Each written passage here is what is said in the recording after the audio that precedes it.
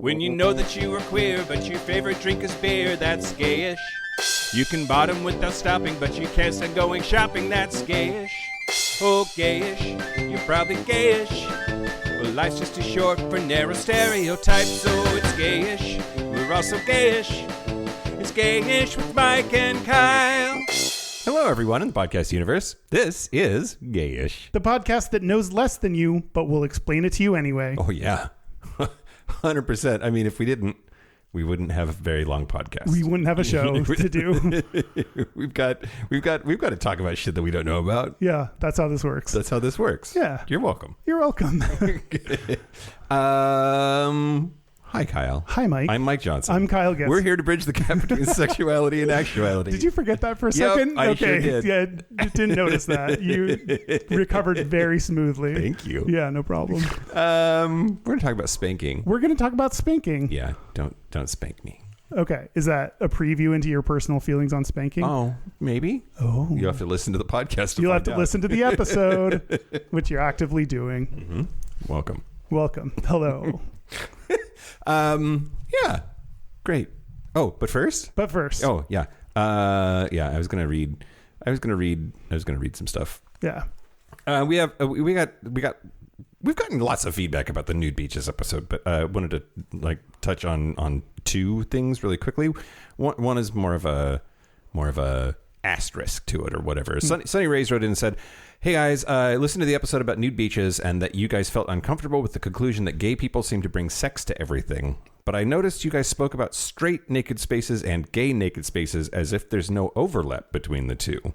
I live in Europe, so maybe it's different here. It is. But everyone goes to the mainstream straight sauna regardless of whether they're queer or not. Me and my gay friends go to the straight sauna all the time just to chill and enjoy the saunas, bubble baths, or massages in non-sexual ways." He goes on, P.S. Love the podcast. I think that's I don't know if we talked about it enough in that episode, but it's an American thing for this to be so weird and segregated. We have a uniquely homophobic undertone into our toxic masculinity here. And what? I was thinking of them as not gay places, not necessarily straight places, but places for everyone, and then gay beaches. Yeah. So and if I said straight beaches, that was not my intention. My intention was to say everyone beaches, or specifically not gay beaches, and then gay beaches. And there's a distinction between the two. Yeah. But in Europe, I think nude beaches, it's just beaches. Yeah. And then we got another one from John Hagman. He says, "I'm a fan of your podcast. I really feel like you bring a lot of important topics for discussion. Normally, you do a really good job of researching and preparing. Sometimes you have experts on, like the ballet guy recently, or the parents of trans children who came on your show and shared their experiences. I was really disappointed in your show about nude beaches. Apparently 60-some% of your responders voted for nude beaches as a topic. You did some research, but neither of you is an enthusiast. Neither of you had been to a nude beach or wanted to go to one. Naturism/nudism, naturism. But I don't think we landed on anything. Can be a difficult topic to discuss. You decided to cover the topic yourselves, even though you haven't experienced it yourselves, instead of finding someone to bring on the show who could offer more insight." He continues, makes a suggestion for the editor of Go Naked magazine. "I am a fan of the show. I look forward to listening every week, and I admit I have not been a contributing member financially or otherwise for that matter. Okay, I bought your book. So if you decide to revisit the topic, I will agree to join your Patreon group at the entry level and at least stay as a member for at least 1 year, John." So financial exploitation. I like that. I like that angle, John. That's a good angle. That's really smart. I don't think we've ever had that before. Yeah. As a book buying member of our community, I appreciate your feedback and have nothing negative to say about it. I mean, I think ideally we would have somebody on for every topic that we discuss. Right. And we just can't. Yeah, that's just not tenable. That's just, It is untenable. It is significantly untenable. Untenable. Atenable. Yeah. And I think it's funny because I think we often get this feedback when we talk about a topic we don't like, and part of the point, like when you talked about fashion, or musicals. No, what other thing did we not like that people got mad at? Interior decorating. Oh, okay. Home decor. And that's part of the point of the episode is gay. You expect gays to be into these things, and we're making the point that we're not. And that's so the fact that we haven't been and have no interest in going is part of the point of the episode, showing that we don't fit in with the stereotypes. And this entire podcast is about being accepting when you don't fit into stereotypes. So that would be my only response to people who hate episodes where we don't like the thing. And if you think that was controversial, just you wait until next week. Okay. Oh boy, yeah, you're gonna if you hated nude beaches, you're gonna hate next week. I didn't even think about that. Oh my god. Oh, I can't wait for the hate mail we're gonna receive about that episode. It's gonna be magical.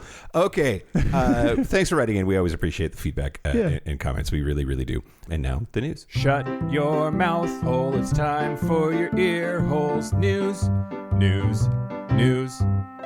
News the first? Yeah. News the first. Phoenix police have detained a man accused of threatening to shoot people at a local gay bar as revenge for Charlie Kirk's death. Oh my God. Yeah. What did we do? Trevin Michael Goki, 49, was arrested Wednesday on 2 felony counts of making a terroristic threat and using a computer to threaten, according to the police report via AZ Family, and is currently being held in the Maricopa County Jail on a $250,000 bond. Damn. Officers said that Goki threatened a shooting at Cruisin' 7th, allegedly telling them that Charlie Kirk was a martyr, and I am a martyr for Charlie Kirk. Oh, martyr's not great. Apparently, when the police showed up, they did a welfare check at his apartment, and he told the police radical left violence breeds a far right response. Which we still don't know what the motive was of the shooter. Yeah, wasn't he further right than Charlie Kirk? Isn't that what you said last time? Well, see, Disney will fire us if we don't say the right thing, Kyle. Thought crime. There are conflicting reports on how left or right the shooter was. The right seems to have latched on to this idea that his romantic partner is trans. Yeah, which I thought was proven incorrect. Is that true? I don't know. Oh, I don't think that's true. Oh, so we still don't know if his romantic partner was trans? His roommate is trans, and they're supposedly together. I don't know that any of that has been super duper confirmed. Gotcha. Man, they just want someone in his life to be trans so badly. So bad. So bad. And that's exactly what Jimmy Kimmel said, and that's exactly what got him yanked from the air. Not exactly, but he said that they wanted it to not be one of them so bad. Yeah. They're grasping at straws to have it be somebody who's not them. Yeah. Anyway, don't shoot people. That's a good rule of thumb. Just don't. Yeah. Just don't. At all. There's no reason. For any reason. Any reason. Yeah, but especially random gay people. Yeah, if you particularly don't shoot one group of people, it's an assortment of gays. Yeah. Yep. Okay, news the second? Yeah. Kamala Harris's book is coming out next week. Do you think it's going to be bigger than ours? I don't know. I mean, I think it's more pages, if that's what you mean. The memoir is titled 107 Days, and in that book, she apparently says that she most wanted her running mate to be Pete Buttigieg after Biden dropped out of the race. But that the idea of putting a black woman and an out gay man on the same ticket was, quote, too big of a risk. Yep. That makes sense to me. She said, I love Pete. I love working with Pete. He and his husband Chasten are friends, but we were already asking a lot of America to accept a black woman married to a Jewish man. Part of me wanted to say, screw it, let's just do it. But knowing what was at stake, it was too big of a risk. And I think Pete also knew that, to our mutual sadness. And this is, I like this pragmatism, right? I think I have a lot of people in my life that are they love Pete. They want him to run, and they think that he is the future of the Democratic Party. And I disagree. I disagree for two big reasons. The first, I do not believe that this country is ready for a homosexual to be in the White House. I wish that were different? Very much so. I don't think this country is ready for that. Second, Black people don't like him. Like, he polls very badly among the African American community, and we need to care about that. Yeah. And whatever the reasons are for that, we should maybe be honest with ourselves. He had a lot of policies that were not received well by the Black community in Indiana when he was mayor. And they clearly have not forgiven him, nor do I ask them to. But like those two things combined, I think make him a person that we can't have at the top of the Democratic ticket. And I don't know if I agree about the gay thing. I feel like maybe we're more ready than you expect. Sure doesn't feel like it this week, Kyle, but okay. Yeah. That's fair. News the last? Yeah. Great. California Democrat Sarah Jacobs hilariously schooled Republican lawmakers on pronoun use during a debate on a GOP-backed amendment that would prevent employees of the State Department detailing their personal pronouns. So it was a meeting of the House Committee on Foreign Affairs. There was an amendment put forth by Texas Republican Keith Self. Self's amendment was to H.R. 5300, known as the Department of State Policy Provisions Act. It calls for the Secretary of State, Marco Rubio, to, quote, prohibit the use of gender pronouns on business cards, email signatures, or any other professional identity elements across the Department of State by employees, contractors, and other officials at the Department of State. So then would you just refer to everyone as they, them? Well, we can't have that either, Kyle. I know. So how do you not refer to people using pronouns? By the way, this is the motherfucker who was misgendering Sarah McBride on purpose. Yeah. Anyway, so Sarah Jacobs, a Democrat from California, she said, quote, denying individuals the ability to accurately reflect their preferred pronouns and avoid the stigma and embarrassment associated with being misgendered in a professional setting is a radical infringement on their freedom of speech. Heaven forbid people know who they're communicating with over an email when face-to-face conversations aren't possible. We'll let the Taylors and Shannons and Lindsays of the world and anyone else go misgendered for the sake of my Republican colleagues' feelings. Frankly, this amendment is an embarrassment, an embarrassing use of this committee's time when we have so many other pressing issues to address. Yes. I'm ashamed we're even having to talk about it. I hope all my colleagues vote against this. He went on a tirade about how gender is immutable and that people use pronouns incorrectly. And she said, well, in my email signature, I, Sarah Jacobs, have she, her. Those are my pronouns. But under your amendment, this would not be allowed. And he said, correct. He said, but you just said if you use the wrong pronouns, that's actually not accurate. Those are my pronouns. He said, that's correct. You're absolutely correct. Thank you for that, Miss Jacobs. Anyway, there's a fight about like whether you can use Mr., Mrs., or Ms., whether you can use His Excellency to refer to ambassadors to the U.S. from other countries, whether that would be allowed. Like, is His Excellency, are we allowed to call whoever this dude is coming from wherever that place is His Excellency anyway, it's just they're just so fucking stupid, Kyle. It's dumb.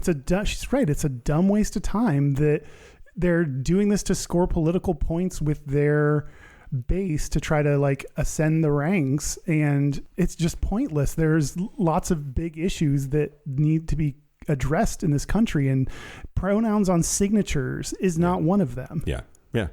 It's frustrating. It sucks. It's the latest example of a long and glorious string of examples of them hating something they can't even fucking define. Yeah.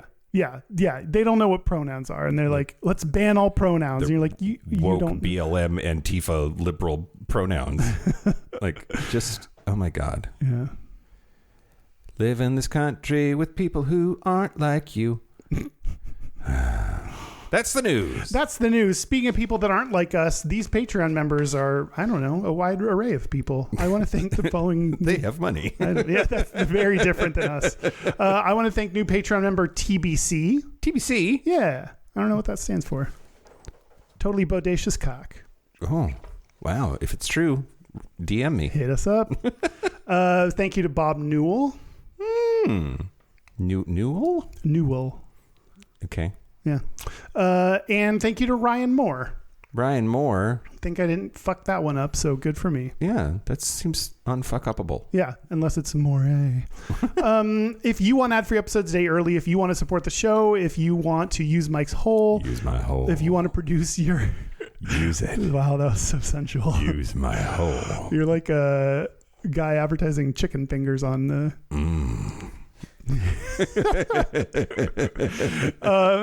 If you want to support this, whatever is happening here, then go to patreon.com/gayish podcast. Do it. Do it. Motherfuckers. Should we talk about spanking, Kyle? Yeah, we're talking about spanking. And why are we talking about this? It's my fault. Yeah, it's your fault. Apparently, at some point in time... Apparently, as if you don't remember that this happened. we were talking about Grindr. Sniffies. And I was like, look at all these filters. Each one of these filters should be an episode. And then Derek actually put them on the list. Yeah, he did what you requested, which is put the things you listed on the list. Yeah. So this is one of our Sniffies topics that we're going to talk about. You know, sometimes I have excellent ideas, Kyle. Yeah. You should do that more often. I should. But this is what you get. Okay. Yeah. Great. It's my fault. Yeah. Or Sniffy's fault. We can blame Sniffies if we want to. Yeah. It is interesting to me that like spanking is such a thing that it's a filter on Sniffies. That's pretty fucking interesting. This seems like a big enough topic that after 450, it's surprising to me that we haven't covered spanking yet. Yeah. Isn't that like, isn't this one of those like, how have we not done this already? Hard agree. Yeah. Well, let's talk about spanking, Kyle. Let's do it. Let's talk about the history of spanking. Okay. First of all, okay. The information that I have is not in chronological order, but I think that that's what makes the most sense. Oh, okay. Sure. But ancient societies like hunter-gatherer cultures apparently used little to no corporal punishment. And agricultural societies increased its use. And that suggests that spanking is tied, quote, to property ownership, not effective parenting. Huh. What would property ownership have to do with spanking? That it's... I think the argument that they're trying to make here, I haven't read this whole fucking article, but is that a lot of punishment is related to the concept of other people's property and like stealing things or being naughty is related to ownership. That like if you're in a hunter-gatherer society and you're all like wandering through the forest foraging berries or whatever the fuck, everybody's like share and share alike. But the instant that you draw a boundary and you say, this is my land, that's your land, we're on separate land, that creates a structure, a power structure that emphasizes ownership above all, and that it is less social.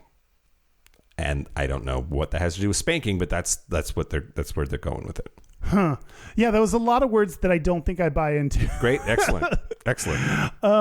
Yeah, I'm trying to make the connection a little bit stronger for myself of why property ownership. Maybe there's the power dynamic that when you own property that you then assume you're the one in power and in charge, and that gives you the right to inflict punishment on other people. Yeah, maybe. I don't know.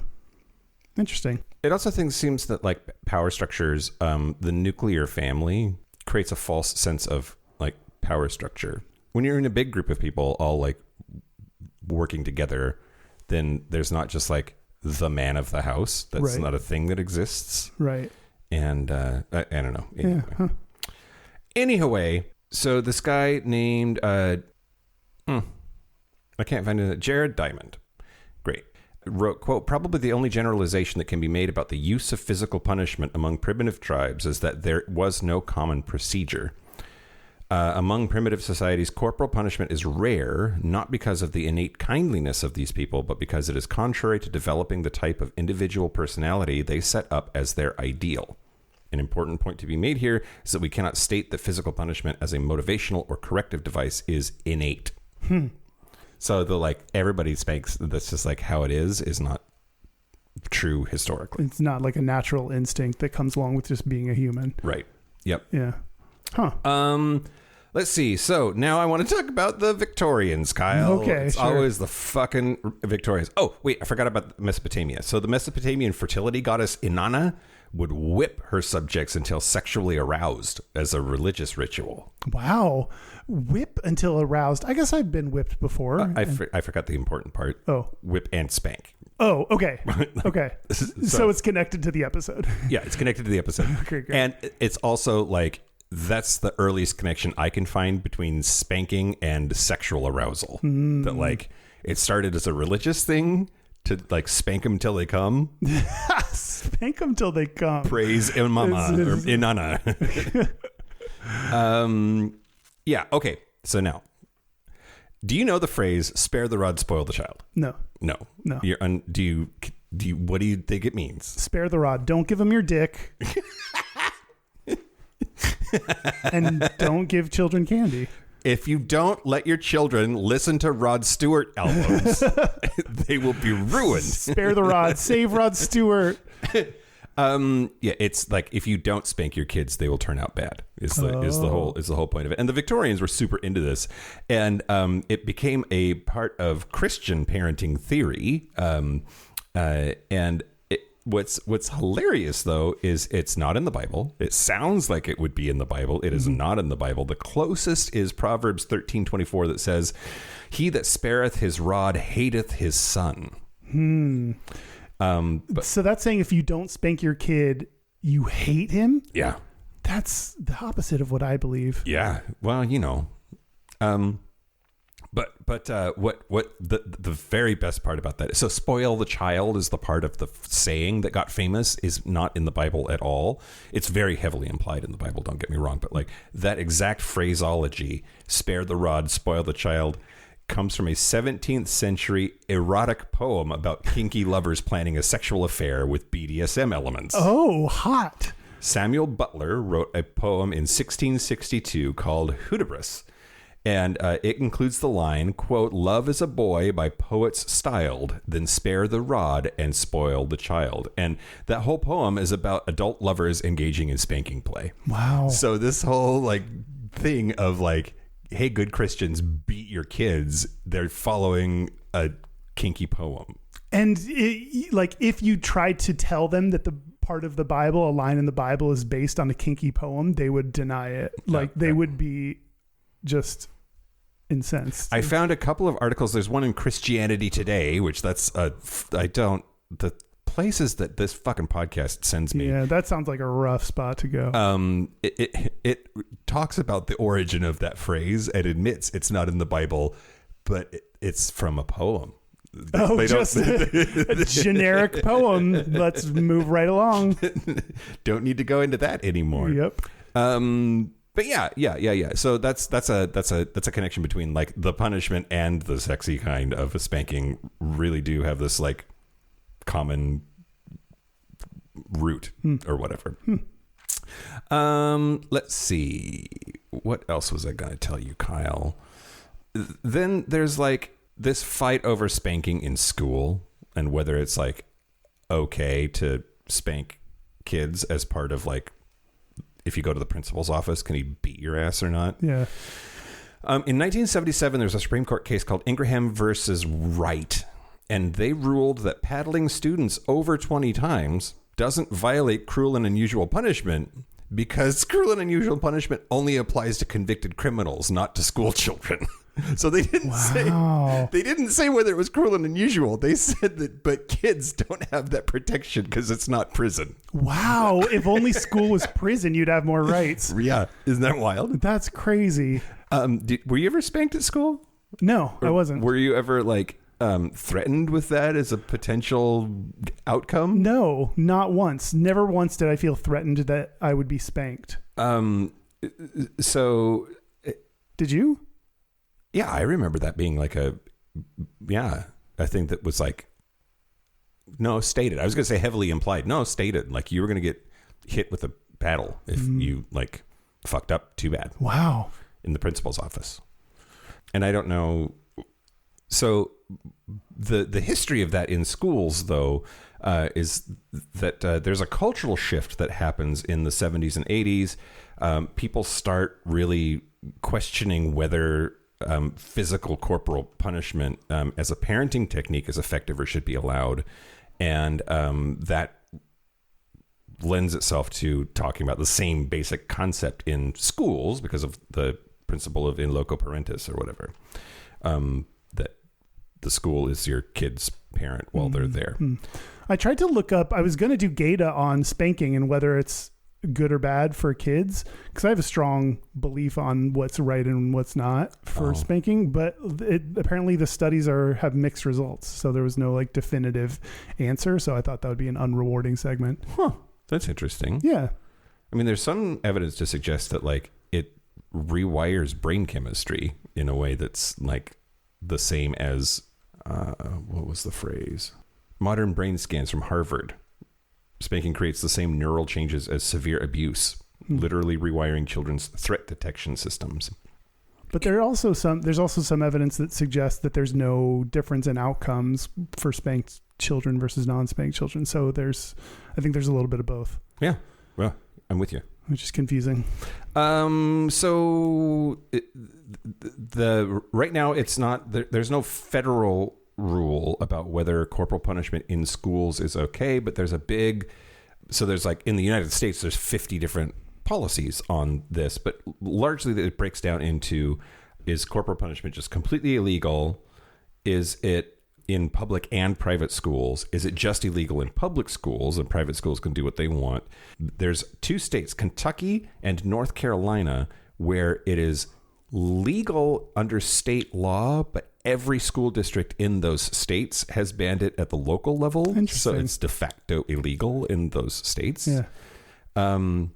There's a couple of places where corporal punishment is legal but unused, which I doubt that very much. But and then there's corporal punishment in public schools is illegal only for students with disabilities. Wow. Yikes. Yeah, right? I don't love that. I don't love that at all. And then there are states where corporal punishment is completely legal. Go to town. Do you want to guess which states those are, Kyle? Texas. Texas is definitely one of them. Florida.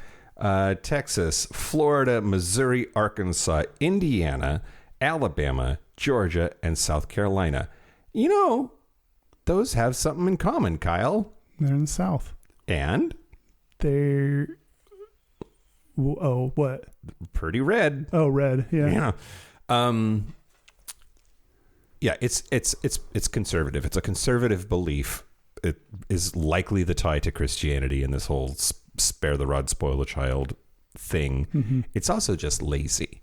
Like you can physically like shut a child up or like physically dominate a child to show them that some behavior is bad. And even if everyone agreed that there are other healthier developmentally ways to get across the same message to a kid, it is easy. Yeah. It's effective and easy, and people are lazy. Yeah. And I think, it teaches people that violence is an answer to problems. Also, see circumcision. Stop cutting up little boys' dicks just because yours was. Yeah, exactly. Just because it's like a tradition or whatever doesn't mean it's good. Yeah. Yeah. Corporal punishment in school has been outlawed in a bunch of places better than us. Canada, Australia, New Zealand, Japan, South Korea, Israel, and just about every country in Europe. Wow. There's really only 2 developed countries where corporal punishment is still allowed: the United States and Singapore.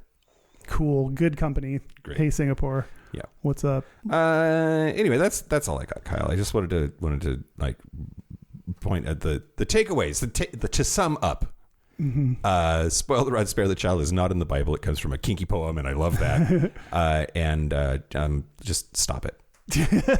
Okay, I'm glad we got to our personal beliefs right off the bat on non-consensual spanking. Yeah, we have not yet talked about consensual spanking. We can talk about the sexy kind, Kyle. Yeah, you're going to go into Gayda though. Yeah, my Gayda is going to cover porn scenes that include a variety of different things, and spanking is one of them. Great. What percentage of porn scenes contain spanking? Oh, Kyle, I'm going to say a third. Okay. 33%. Okay. And do you think that's higher or lower than straight porn? Okay, this is what I wanted to get to. Sorry, I misunderstood the question. I think that it is in straight porn more than it is in gay porn. I think that like straight porn, dude is going to smack her ass. And yes, that happens in gay porn, but I think it is less of a constant. So I was going to say in straight porn, a third. Okay. Gay porn, less than that, more like, I don't know, 10%. Okay. We'll find out if you're right. This is called The Sexual Behaviors and Aggression in Gay Pornography by Nikki Fritz and Jessamine Bowling in 2022 in the Journal of Homosexuality. Fuck, I didn't look up whether that's peer reviewed. I'm sure it is. It sounds very serious. It sounds very serious. The method, they analyzed behaviors in a sample of gay porn videos consisting of 415 scenes found on two of the most popular porn sites. Putting the anal in analysis, Kyle. Exactly. And someone had to sit there and watch they divided them up probably, but 450 videos were watched by scientists analyzing this. I hope they were all straight and deeply uncomfortable. Yeah, me too. The sites they Although used, really, they probably needed to be straight just so that they could not be distracted. yeah. Oh, I forgot I was supposed to be taking notes. Right. They use the sites Xvideos and Pornhub.com. Okay. Do you watch those? Pornhub? Xvideos and Pornhub? I think I was on Pornhub this morning. I don't use Pornhub, even though I know it's like one of the most popular ones. I think people like it on like forums, like the forums that I am on, because you can link to them. Like, can you not link to? What do you mean? As opposed to like if it's on a pay site, then you've got to like, you can't just like send the clip. And Pornhub is like good about only having videos that are like allowed to be there, or like studios will post their own content to their Pornhub, and that like is not implied. That makes it okay, right? To share it. Yeah. Oh, good for them. Yeah, it's less illegal. Pornhub has taken on all of the risk. Oh, okay. I like that. I don't use it, but I like that. The results: 34% of porn scenes depicted protected anal sex. Of gay porn scenes. What year was this? 2022. I don't believe that. And that is compared to straight porn, in which 2 to 3% of scenes depicted condom use. What was the gay porn number? 34%. That is incorrect, Kyle. Like, you're the one with the study, and I get that. And this very serious journal is incorrect. I don't know what to tell you. Since prep, if I see a condom, it stands out as being like, oh, yeah, that's something you don't see every day. I agree with you. Much less like 1 out of every 3 videos there's a condom. No, I reject that. Okay. I don't know. This study was published and you are not. I know. Oh, you are published. Yeah, published author, Kyle. You are published. All right, never mind. Equal weighting given to both your opinion and their study. Yep, both sides. Oh, no. 28% of gay porn scenes depicted kissing. That seems low to me. That seems low to me too. Because fucking like on the mouth? Yes. Okay. Fucking without kissing seems weird to me. I mean, it happens. It happens for sure, but it's just odd to me because, like, what do I do when you first walk in the door other than start making out with you? You don't choke and slap people with your mouth, usually. Please choke me with your mouth. I don't know how that would work, but I like it. So that was 28% of gay porn scenes depict kissing. That's compared to gay men's actual behavior. 75% in their last sexual experience kissed on the mouth. So it's kissing on the mouth is severely underrepresented compared to our actual behavior. Yeah. Kissing was also okay. I presume I think of kissing as being like intimate in a way that maybe porn actors don't want to be with each other or something. That's interesting because kissing was found to co-occur with more gentler sexual acts such as nipple touching and penis touching. Yeah. Which I found it interesting that they included penis touching as a gentle porn act. Well, and that's just the most clinical way. Oh, yeah. All of this is like very clinical, which is funny. Yeah. 62% of gay porn scenes depicted oral sex. Which is similar to gay men's actual experience. Based on their last sexual experience, 63% of men had oral sex. So we Porn is about on par with our real experience of oral sex. And 60% of gay porn scenes depicted anal sex. That's low. High for real life. Yeah. Way higher than real life. For real life, it is at 37% of gay men did anal in their last sexual experience, which I think a lot of people don't realize that a lot of gay sex does not include does not include anal. I mean, side stuff is just easier, Kyle. It's just easier. You know? Yeah. Like, I'm ready on a dime to blow you. Exactly. I'm not ready on a dime to sit on your D. Yeah. Let's see. 27% of gay porn scenes depicted digital anal touching. That's very clinical. Very clinical way to describe fingering. Digital anal touching. Yes. Touch me with your digits. Digit me. Digit me. Give me your biggest digit. Multiple digits, please. Please insert multiple digits in my anus. No. 25. Yeah. 25% of gay porn scenes depicted analingus. Oh. And eat that ass. Eat that ass. It says, quote, this suggests that there is relatively little attention showed to preparing the anus for anal sex in gay pornography. That's true. Which can lead to damage such as rectal tears that may increase their chances of transmitting infections. So it's talking about how the fact that they don't show fingering, they don't show licking your butthole. Got it. As like ways to prep and open you up. And it talked about how like perhaps these are edited down so it doesn't show someone's like getting themselves prepared. They are for sure. But it's weird. And this is something I like about what Himros does is tries to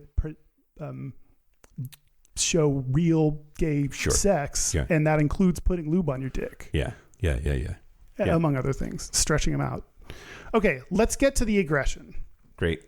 31% of scenes. Do it now. Okay, sorry. 31% of scenes contain physical sexual aggression. Okay. Okay. That's compared to straight porn, in which 45% contained aggression. So straight porn is more aggressive. Great. This is in line with what you were saying. Yeah. Yep. Spanking, you said 10%, but spanking was the most common sexual aggression that was seen, and in gay scenes that was at 20%. Okay, great.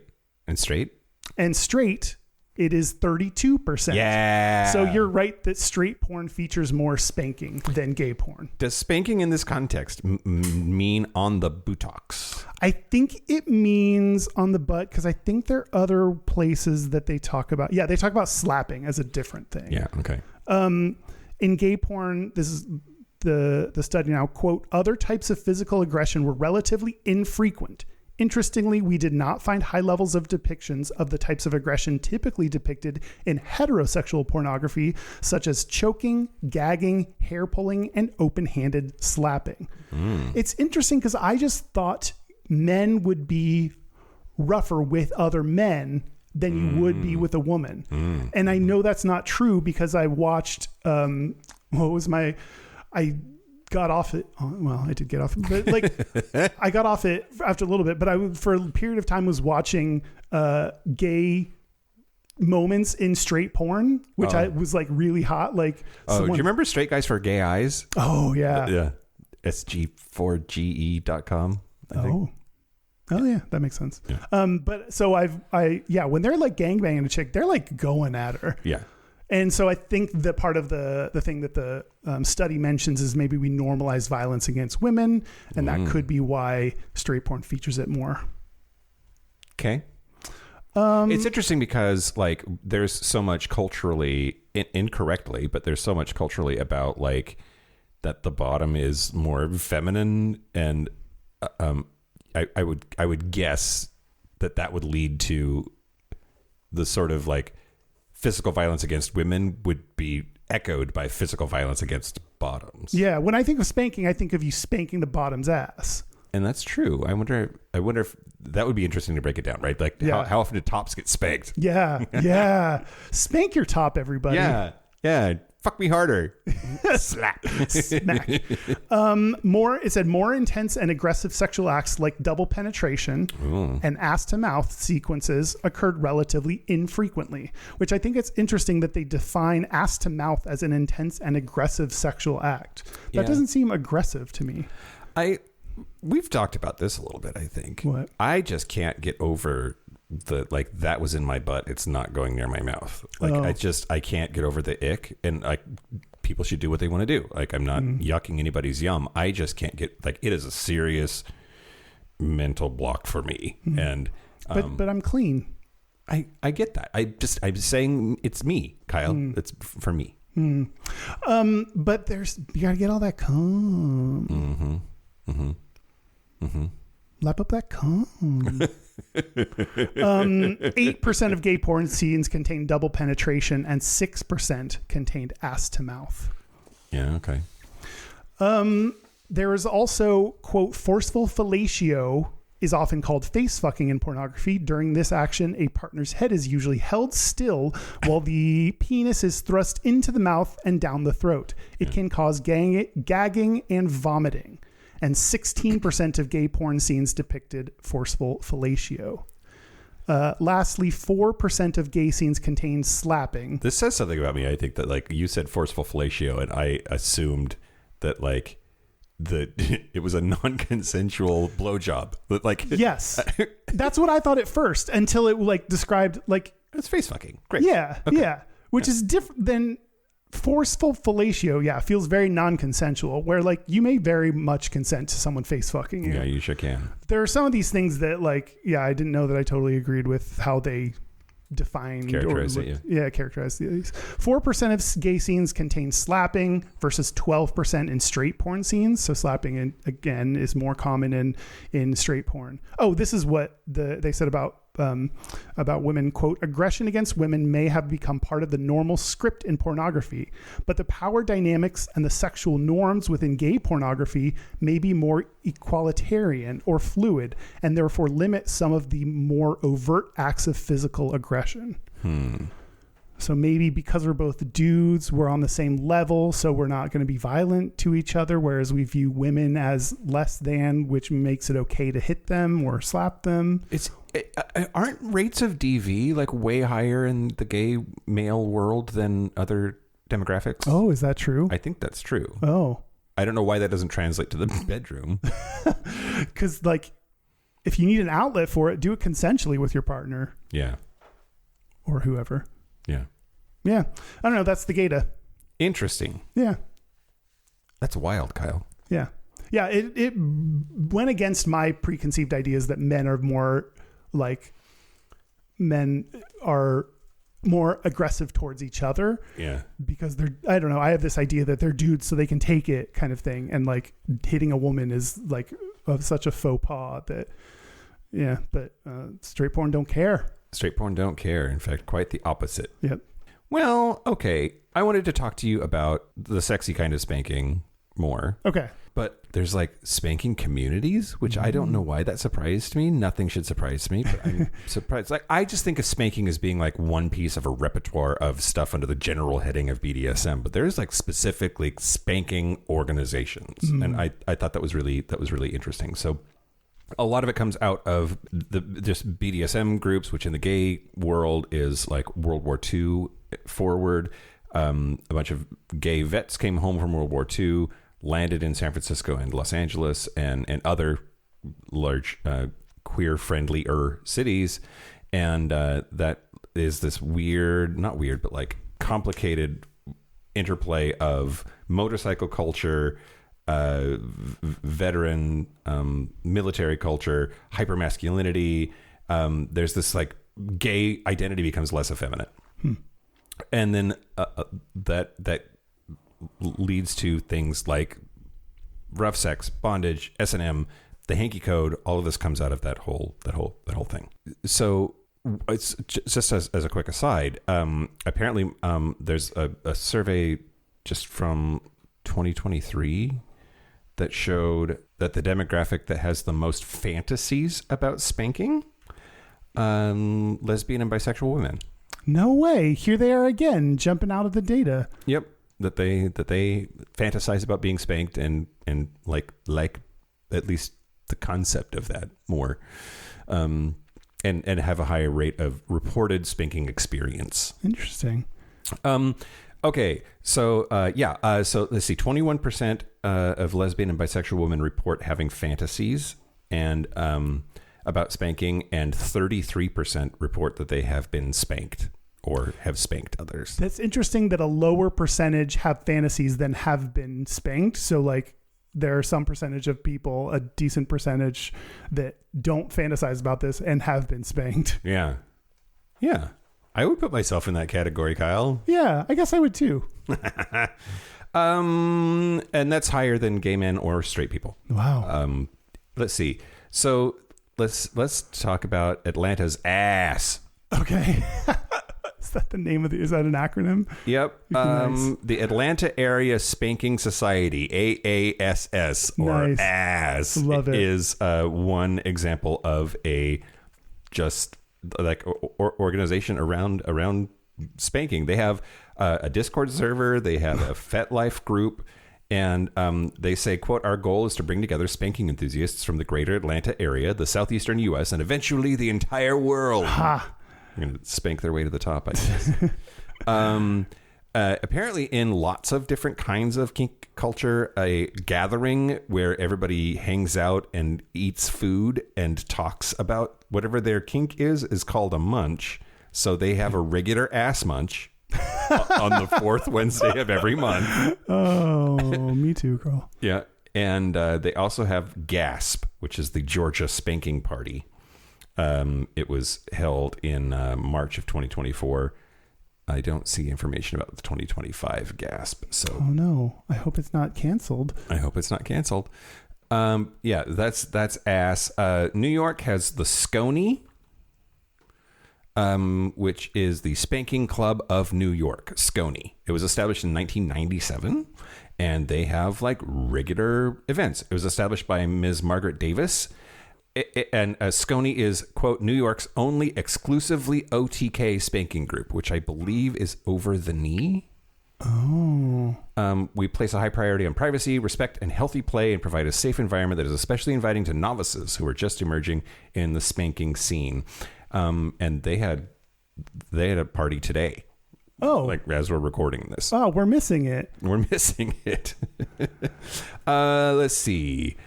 Texas Lone Star Spanking Party claims to be the world's largest annual gathering of spankos, which that means now we need to talk about a spanko. Yes. Is the name of the person who...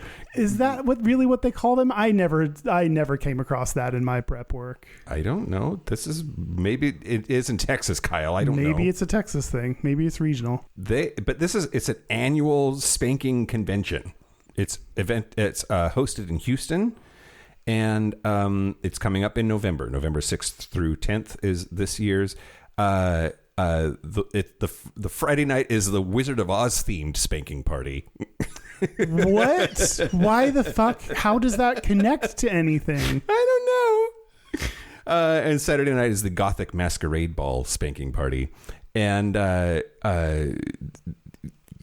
yeah, so the Friday night theme says, quote, "Step into the enchanting world of Oz where wickedness and magic collide. Dress as your favorite, from Dorothy and her loyal companions to the cheerful munchkins, courageous Emerald City citizens, mischievous flying monkeys, and both good and bad witches. Let your imagination run wild in a night filled with wonder, mischief, and unforgettable enchantment." I don't know, Kyle.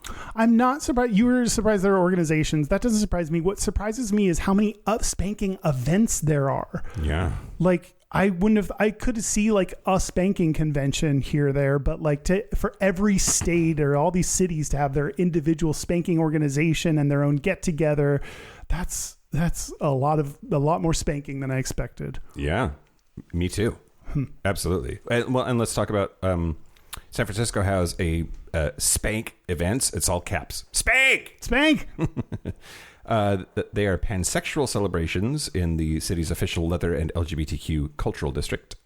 And then people can, hang out on FetLife a lot. And a lot of spanking culture is built on FetLife.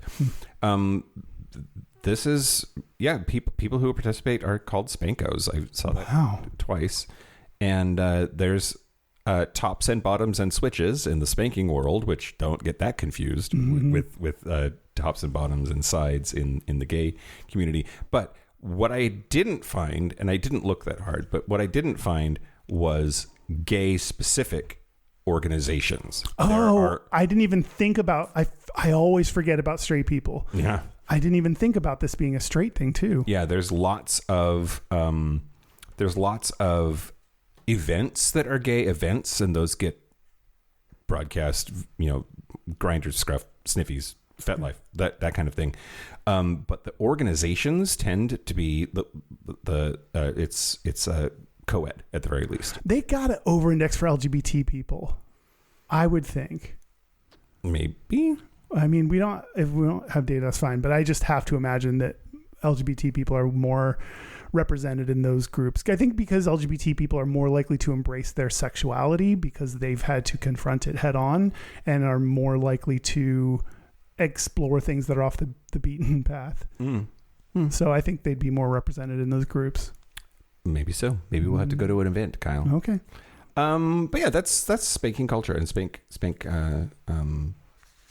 stuff. It makes me so happy that there's a monthly event called Ass Munch in Atlanta. Yeah, that's amazing. I saw a Grindr article on spanking that I'm going to tell you about. Great, hit me. This is a 2023 article called Pain and Pleasure, Erotic Spanking for Naughty Boys on Grindr.com. This article says that spanking is one of the most prevalent kinks. Yeah. And can be a gateway to other BDSM play because it's tame. It doesn't require anything but a hand and something that needs slapping. Yeah. So it's an easy one to get into. Yeah. I didn't think about that as like this being a gateway towards other BDSM exploration, but that kind of makes sense as a place to start. It kind of makes sense. You don't need any special equipment, and like we know what a spanking is like, and it's unlikely because you got butt meat. It's probably not going to permanently injure or damage somebody beyond just like the red handprint that'll go away in a couple of hours. Yeah, for totally. Sure. Why does it feel good? Well, quote, getting spanked releases endorphins, which play an essential role in getting you all hot and bothered. These proteins block pain by flooding your central nervous system with feelings of euphoria. It's why many people find pleasure in pain. It's all thanks to the body's protection mechanisms. Other reasons people like it is because of the power dynamics, which can be strongly connected to sexual gratification.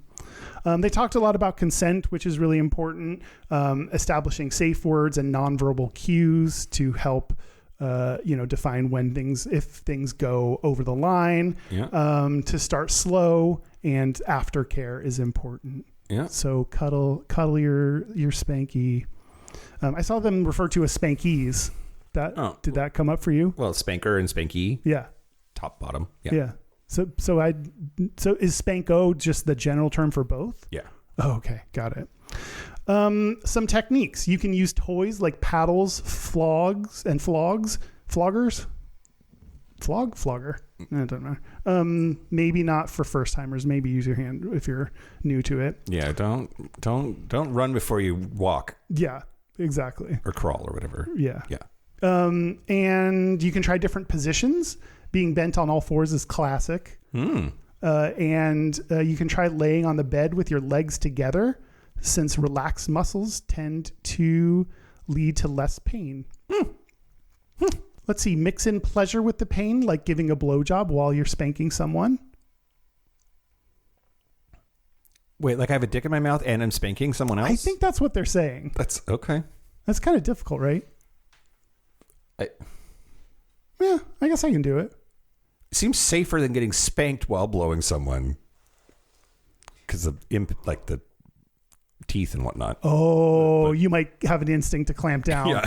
Yikes. Watch out, boys. Okay. And add in role playing to the mix. Okay.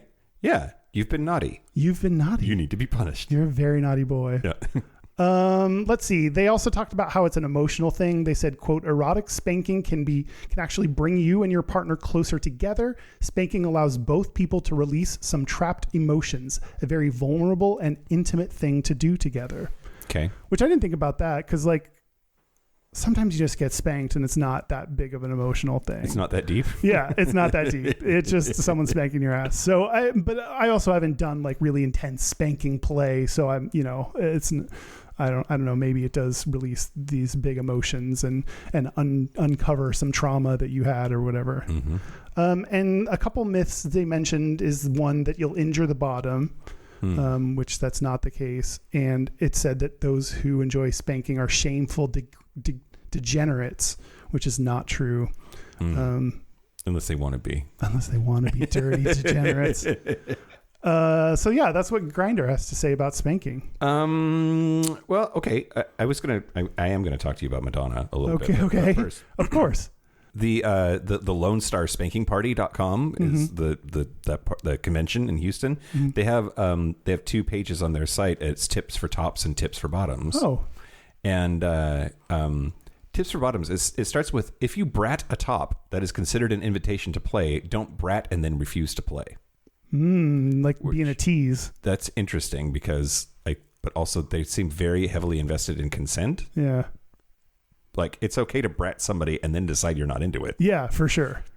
Weird. But also brat as a verb is my brain is interesting. Safe word, you already talked about safe words. Negotiate and communicate. Even the best tops are not psychics. Let them know what you enjoy most. It is okay to say no, and you don't need a reason. Not all spankos are into BDSM. This is like, I wanted to talk about this. Is that true? How can that? I don't know how that. Is spanking inherently BDSM though? I think so. I think so too. If you are a submissive in a relationship with a dom and are approached for play, just let the inviting top know whom to ask for permission. The protocols are a little different at a spanking party, and you can't expect everyone there to be aware of the usual BDSM protocols. So they're not saying that spanking isn't BDSM. They're just saying if you are familiar with other kinds of BDSM, don't presume that all of those things apply to spanking in the same way. Okay, that makes sense. If you want to know who the good tops are, ask the other bottoms. Oh, that's fair. Try not to wear yourself out on the first night. Wow, do you have multi-day spank fest? This is a multi-day spank fest. They've got, Wizard of Oz on Friday night. Right. Goth party on Saturday night. Try hands and light stingy implements the first evening so that you'll have some behind left for the rest of the party. Yeah, you don't want to use up your whole behind on one night. How embarrassing. Yep. Never go to a hotel room alone. Oh, that's Or let a friend, if you're in a group, know where you will be if you believe you trust or know them. That's smart. Never let a top pressure you for more than the agreed play. And do not be afraid to approach a party organizer or friend and let them know exactly what happened. Tips for tops include, don't be pushy. You will almost certainly be turned down at some point.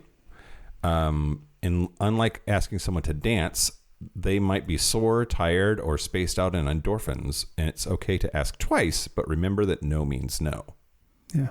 Let's see. Safe words again, super important.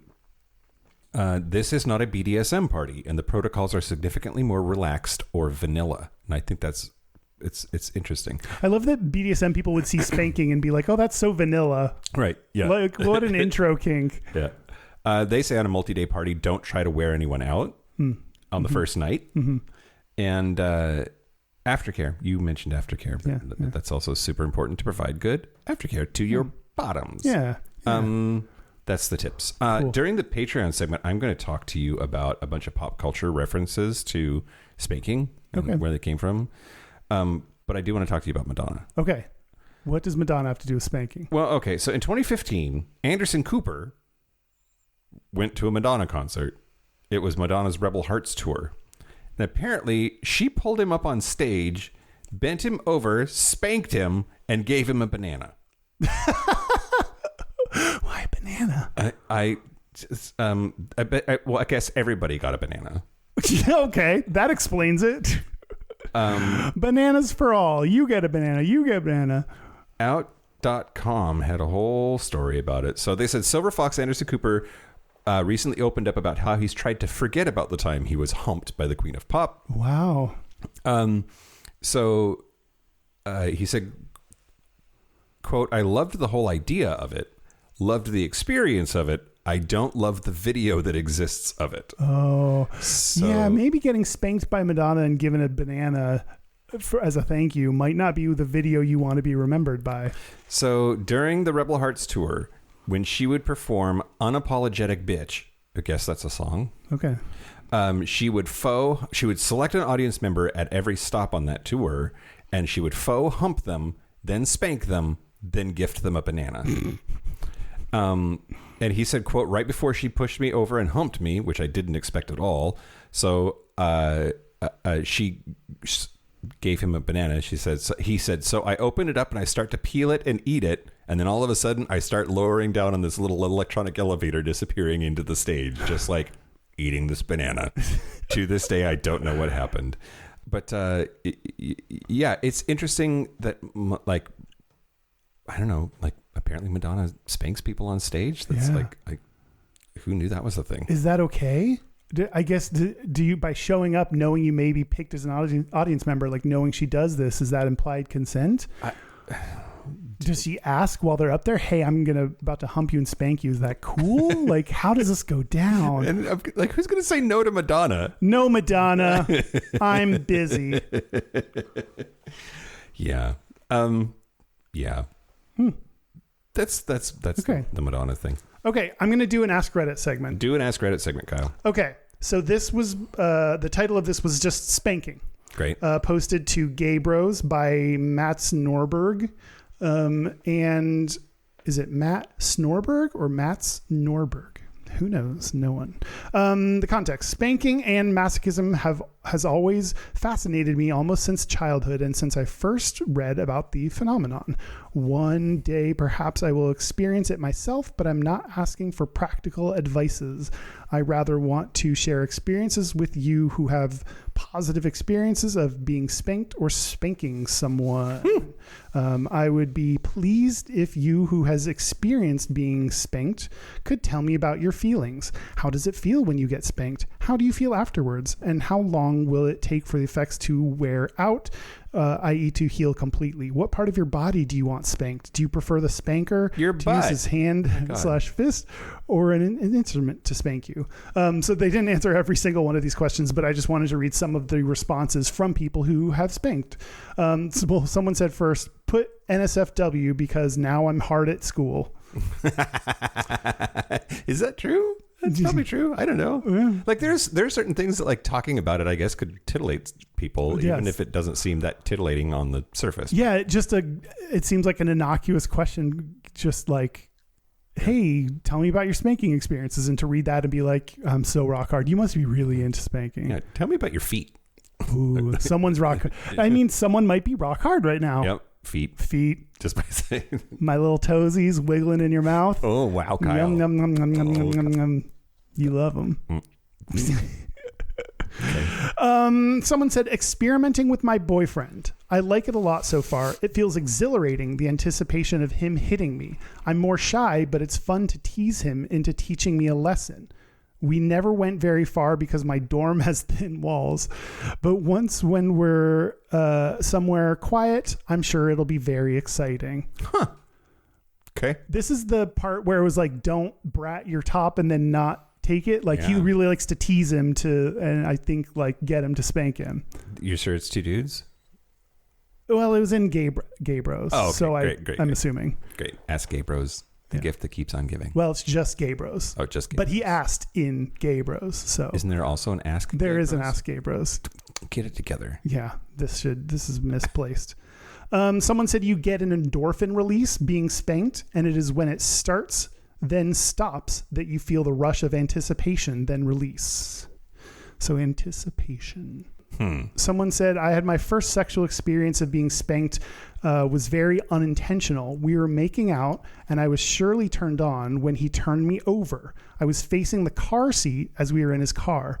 He started gently spanking me. With each thrust, with each thrush, my penis was rubbing the car seat. His spanks were getting harder when he realized I didn't resist, and so my penis touching against the seat.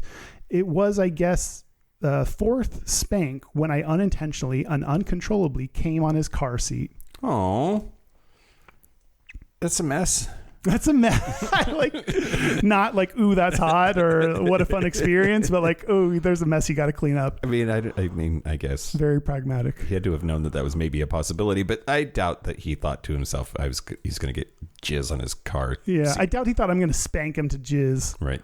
Yeah. It continued. I didn't write it down, but it continued. Like, he's never had an experience like this again, which is like, what a fleeting moment.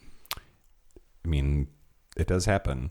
The magic never returns. Yeah, you can't experience your first time again. Someone said, I love spanking guys. It's my biggest turn on. Thanks. That was helpful. Someone said, I fucking hate it. Not everyone is a fucking masochist. A slap in the face is so fucking disrespectful. Oh, well, that's a slap on the face. It's a spanking. It's not spanking. And also, then don't do it. I don't know why you need to like this. I don't know what are you doing on this thread then? Yeah. If you're not into it, that's not the question is not like, do you hate it and how much do you hate it? So I thought that was just someone trying to like shit on people who like spanking for no reason. Yeah. And lastly, someone said spanking and impact play in general can trigger all sorts of past emotional issues. Here this comes again. Yeah. Usually they're not too bad and can be cathartic for the bottom, but it can also be a minefield unearthing old trauma from childhood abuse. All of this requires a lot of trust between the partners, so there's a level to spanking of intimacy and emotion that I didn't understand until I read some like that Grindr article in this. And I've never had when spanking or being spanked. Yeah. So I clearly have not done this like deep of spanking, but there's like a whole world of spanking that I've yet to uncover. Yeah. Wow. A whole new world. Oh God. Okay. Do you like spanking? Have you been spanked? Do you spank? What's your spank routine? Oh my God. Derek said we had to talk about the spank bank. Oh yeah, that's true. Because that comes from spanking the monkey, right? Oh wow. Isn't that where that comes from? That makes sense. Like you spank the monkey, yeah, and then your spank bank is like when you're spanking your monkey. That's the bank of memories that you go to remember. Yeah. Do you have a spank bank? Yes. See, I always watch porn, so I don't need to remember anything. Like over time, I have found that like my spank bank is more effective than porn. Wow. But I have a rich inner tapestry of fantasy, Kyle. Good for you. Yeah. Spanking the Monkey. It's Spanking the Monkey, right? Yeah. It's a 1994 black comedy film written and directed by David O. Russell. Weird. Okay. That's not what I want to talk to you about, though. I wanted to talk to you about my personal thing. Okay. Yeah. So I don't remember when it was, but I very much remember the experience of like I was bottoming for this dude, and he like full on spanked me, like did not ask me, did not tell me that this was coming. I did not expect it. It made a very loud crack sound when he spanked me. Like it was hard. Wow. And it's like, no. And I don't know if I was not into it because like the act or the fact that he just like without warning like hit me hard. Yeah. And he did it so nonchalantly, like I felt in the moment like it would be unreasonable for me to freak out about this because like clearly it's just like a super normal part of I think it was early in my gay career. Like he just like did it. I was like, oh, this is just a thing that you do. Did you say anything? No. No. He finished and went home. But like I think that's the only time that I've been like spanked. I think. I don't know. Yeah. How about you? I was thinking in preparation for this, I was thinking about it. I was like, I don't think I've ever been spanked. Like it's not. And then I realized, I hooked up with a guy last night and as we were like hooking up, he like spanked me, but it was like, in passing and wasn't very hard. So Yeah. it's like totally fine. Yeah. And so then that made me realize like, oh, probably like I've been spanked and it's happened. I just don't like really register it. Like Yeah. it's not a specific turn on for me. I'm not counting a little pat on the butt, Kyle. Right. Oh, okay. I Right. mean, this was a distinct spank, but like, Like leave a mark? no. I think that's implied. I think you can do some light spanking Okay. All right. and that still counts as spanking. All right. I don't think you have to leave a mark for it to count. Because I've pat my people on the butt. Oh, but gently. Yeah, it's like, hey, how's it going? Hey, good game, buddy. Yeah. Yeah. And then like sometimes like I've in either position, top or bottom, I've like forcefully grabbed the butt of the person, but I wouldn't call that a spank either. No, grabbing is not spanking. Yeah. Yeah. I don't know. I think this may come up in more of my sexual encounters than I realize, but just I have a thing for other kind of more aggressive sexual acts, but this just isn't one of them that is my particular thing. Maybe it's just too vanilla for you, Kyle. I don't know about that. Yeah, that's true. There were those things that said that it was the gateway to other more elaborate BDSM things. Back to the dude spanking me. Yeah. I felt like I thought about straight porn when it happened. Like I felt like he was feminizing me by doing to me the thing that straight dudes do to straight chicks in porn. Interesting. That was a mindfuck. That whole thing was a mindfuck. It's weird. Yeah. Had your experience been watching straight porn to that point? So you had this idea that being spanked was a feminizing thing? Yes. Huh. Yes. Yes. Interesting.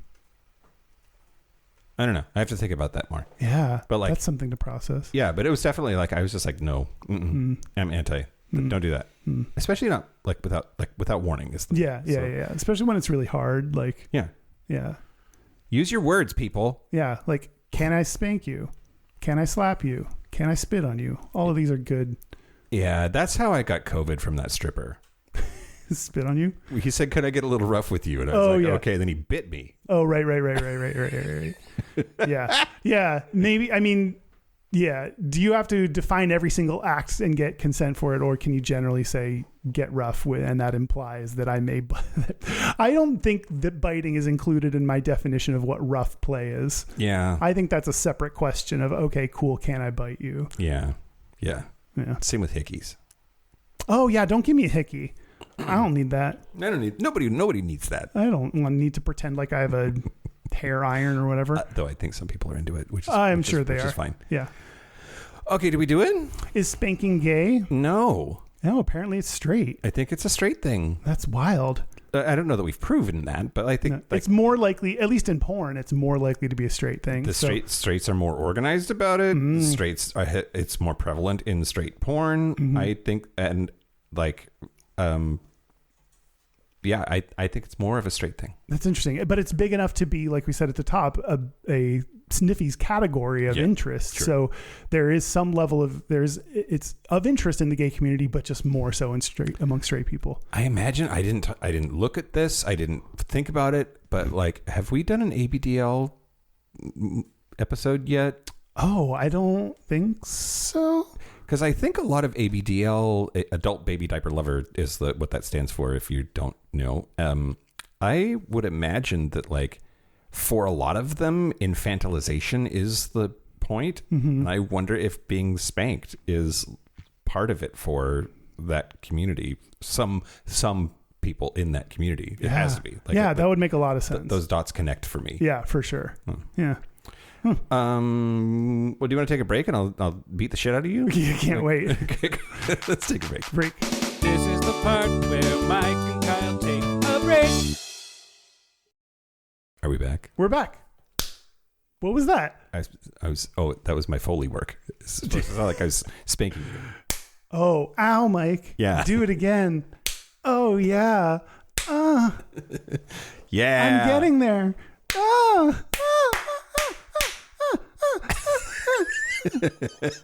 That's not what I sound like in bed. I don't know what I'm doing. I don't know what noises It's I'm also doing. not what your ass sounds like. It's not anything like anything sounds like. I hurt my hand.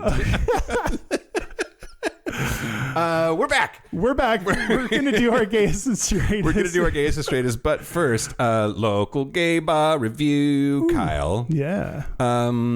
Let's see. This time I am going to do the Midnight Sun in San Francisco, California. I was just there not too long ago. We have been there before together, and I don't remember what I rated at that time, but I went back, Kyle. There's actually I've been twice. I'll combine these reviews. I've been twice since the last time I talked about it. Time before last when I went, it was go-go night, and I was super into it because they had go-go dancers that weren't like all typical go-go dancers. Like there was like a go-go dancer that like you would think of when you think go-go dancer is like a hot-bodied little Latin go-go dancer boy. But then there's a thick boy that was dancing, and he was just dancing up a storm. He was magical. I was super into it. That was great. And then this last time that I went, that was just like a couple of months ago, they had Himbo Bingo, and they had two go-go boys that were like drawing bingo numbers and being slutty and doing. It was great. It was a lot of fun. I really enjoyed it. 3 dildos. Okay, great. That's a good rating. Yeah. Our website is gayishpodcast.com. We are on social media at Gayish Podcast, or you can find the links to our Discord or our Facebook group at gayishpodcast.com/contact. Our hotline, you can send us text messages or leave us voicemails. Thanks for sending those in, everybody. We love it.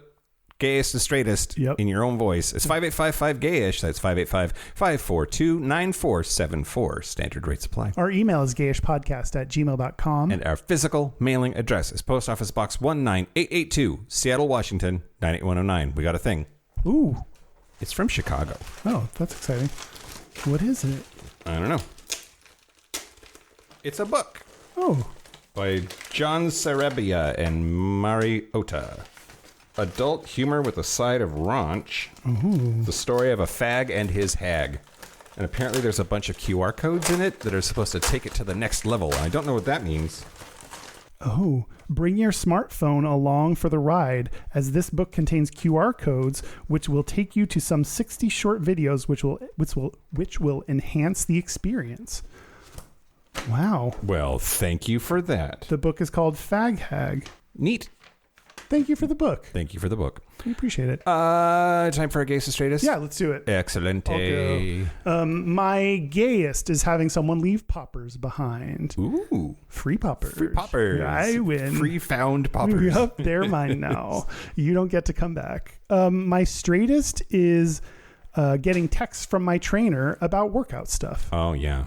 Yeah. He's like, this is why we do this exercise said in this way, and it helps build this thing. That's so sweet. It shows he cares, which is what you want from a trainer. Yeah, except you don't want. I don't care. I'm just don't gonna give me the info. Just tell me what to do, and I'll do it. And I don't. Yeah, but it's nice that he cares about his job and wants me to learn stuff. Yeah, great. What about you? Well, the straightest thing about me this week is working on the staircase. There's a gallery wall now. We painted our staircase black. The stairs down to the basement, and then hung up a bunch of stuff, like wacky, eclectic things that we were hoping to make a collection over time. But like all of the tools and math that I had to do to like nail all of that stuff up was like, I don't know, it just felt very straight. Yeah. To be like, I have a hammer. I'm going to use it. And then the gayest thing about me this week, on the way down the stairs, there's this little like cabinet that's under the stairs, and we put dildos in there. Oh, fun. I haven't seen that. Because we think it's funny. Yeah, that is funny. Good call.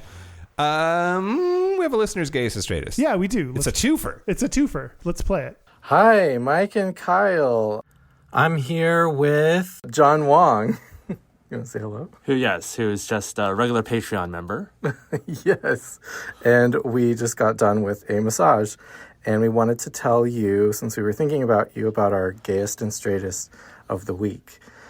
First, for me, I I had a friend in town over Labor Day, and we went to a Korean spa, and they were super naked and even a little cruisy. But we just had a great time relaxing for like a few hours, and that was our gay thing for the week. Gayest spa day. The straightest is fixing my Jeep. There's this little cable connector on my starter, so I crawl under there and fix it and reconnect it from time to time. I still haven't figured out how to get that permanent solution. So if anyone has any ideas, shoot me a message. But yeah, Jeep repair.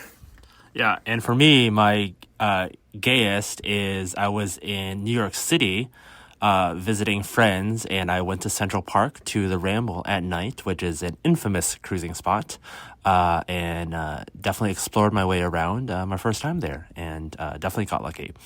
And my straightest is, before that, I was on a business trip to the Rio Grande Valley in Texas, which there was a bunch of closeted people and very, very, very straight men.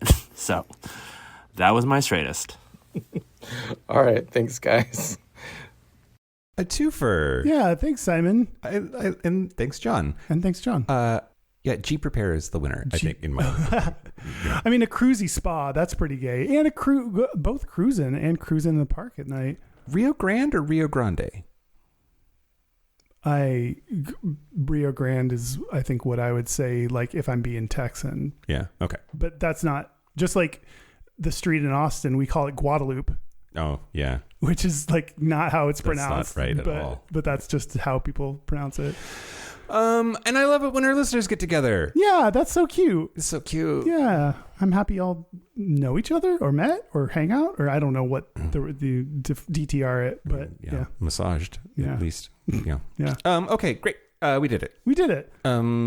Thanks to, what episode was this? Thanks to everybody who spanks. Sure. Other adults in a consensual, sexy way. Yes. All of those things for sure. Yeah. And thank you to our super gap bridgers. Thank you to Locomotive, Simon Srirachi, Kaylee Adams, Kit Oliver, Kobe Gordon, Squoggle, Andrew Bugby, William Bryant, John Crawley, Stephen Porch, Yost Osel, Jonathan Montanius, Forrest Nail, Steve Douglas, Explosive Lasagna, Michael Covington, Thomas B, Dusty Sands, A. Coleman, Chris Kachatorians, and Jerome York. Thank you for your support. Thank you for your money. That's it. This has been Gayish from the Chris Kachatorian Studios. I'm Mike Johnson. I'm Kyle Getz. Until next week, be butch, be fabulous, be you. Or spank you. Yum.